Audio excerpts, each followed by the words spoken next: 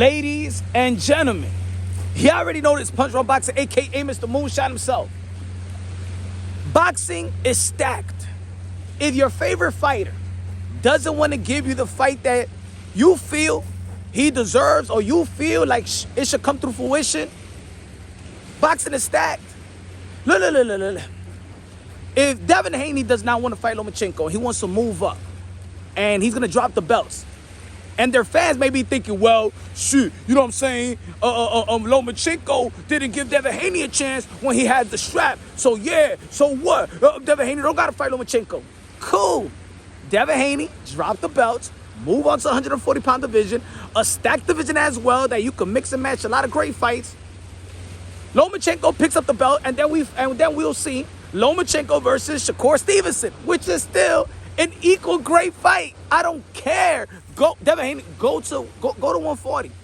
Errol Spence, if you don't want to fight Thurman, you don't want to fight Boots, you don't want to fight Virgil, and you're contemplating and moving up to the 154. If I ain't going to fight Bud, I'm going to move up.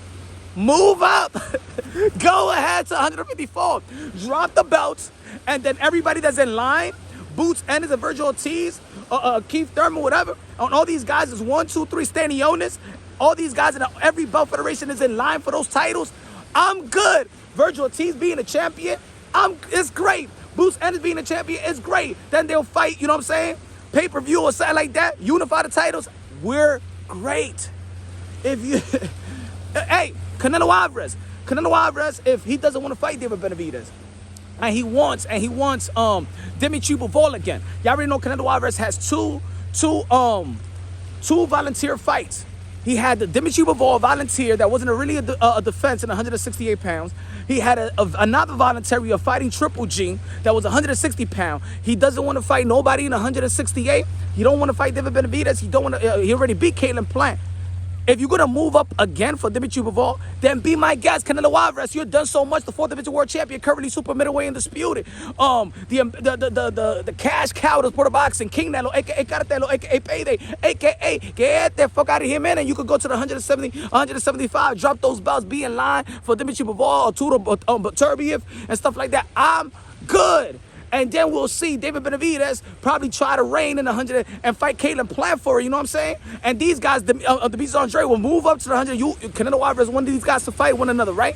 All right, Demetrius Andre is moving up as well. I want Charlie to move up as well and fight the likes of David Benavidez. Then the 168 division is all cool. It's all right.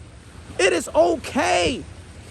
You know what I'm saying? Hey. Tyson Fury. If Tyson Fury don't want to fight Anthony Joshua, if Tyson Fury doesn't want to fight Alexander Usyk, you know what I'm saying? Then Deontay Wilder steps in and fight the likes of Anthony Joshua. Still a big fight, still a lucrative fight, probably the most lucrative fight in the sport of boxing. You could fight Andy Ruiz, you could fight Alexander Usyk and try to become a world champion once again. Look how good it is. Look, Jose Cepeda was supposed to fight Jose Ramirez. Wow, that's a good fight. Jose Ramirez wants to get married. All right. Regis Prograis versus Jose Cepeda. You see? It's still good. You know why? Because it's stacked.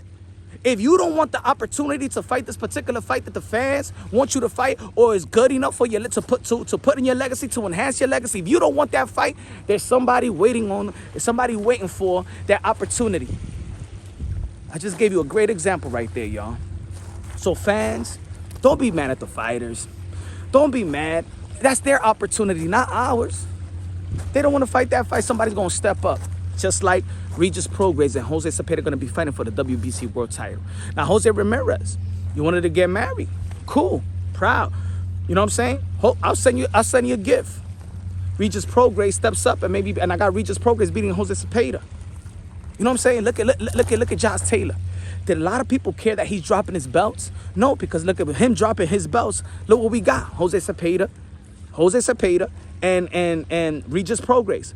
Look what happened when Keith Thurman, when people were saying, hey, yo, Keith ain't fighting nobody. Keith Thurman is holding shit hostage. And then Keith Thurman let go of the belt. And guess what we saw? Sean Porter versus Danny Garcia, a good welterweight bout. And then it led to Errol Spence fighting Sean Porter for unification bout. You understand what I'm trying to say? Look at this. Keith Thurman was supposed to be fighting Manny Pacquiao for unification bout. Errol Spence was supposed to be fighting Manny Pacquiao for unification bout. What happened? Errol Spence got injured. Somebody stepped up, Ugas, and then Ugas became a true world champion, beating Manny Pacquiao and retiring Manny Pacquiao. Boxing is stacked up, all right? If you give the top guys an opportunity, they're gonna capitalize off it. So I'm good. Don't be frustrated. Boxing, we're in a beautiful place. I think boxing is at the best.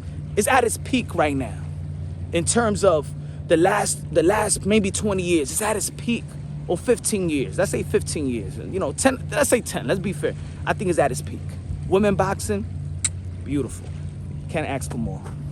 Look, my grandmama told me once, love who loves you back.